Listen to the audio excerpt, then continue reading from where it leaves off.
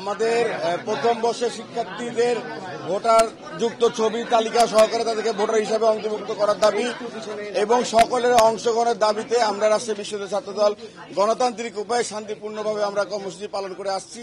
গতকালকে আমাদের প্রোগ্রাম ছিল রাজশাহী কোষাধ্যক্ষ ভবনের সামনে আমাদের অবস্থান কর্মসূচি, আজকেও আমাদের অবস্থান কর্মসূচি। গতকালকে আমরা শুনতে পেরেছি যে আমাদের বিশ্ববিদ্যালয়ের উপাচার্য সালেহ হাসান নকিব এবং তার দুই উপাচার্য সহকারে রাজশাহী বিশ্ববিদ্যালয় প্রশাসনে যারা রয়েছে তারা আগে অতীতে আমতলাতে চায়ের টাকার বিল দেওয়ার ভয়ে তারা পালিয়ে বেড়াতো।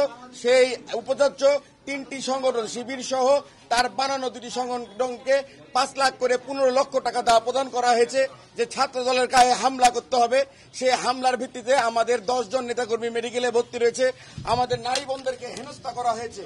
তারই প্রতিবাদে এবং প্রথম বর্ষ শিক্ষার্থীদেরকে অনতিবিলম্বে আমাদের রাষ্ট্র নির্বাচনে তাদেরকে ভোটের অধিকারটা ফেরত দিতে হবে। কেন এটি তাদের গণতান্ত্রিক অধিকার, এটি তাদের মৌলিক অধিকার। সেই অধিকার বঞ্চিত করার ক্ষমতা রাজশাহী বিশ্ববিদ্যালয় প্রশাসনের নেই।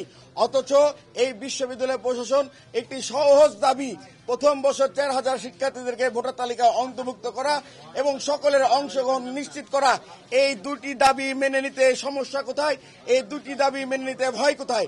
আমি ছাত্র শিবিরের সহ যে সকল কালকে তাদের বানানো ছোট ছোট টিমরা আমাদের উপরে হামলা চালিয়েছে তাদেরকে বলতে চাই যে আমাদের আন্দোলন ছিল তো প্রশাসনের বিপক্ষে, আপনারা শিক্ষার্থীদের বিপক্ষে গিয়ে কেন আমাদের উপরে হামলা করলেন? আপনাদের উদ্দেশ্যটা কি?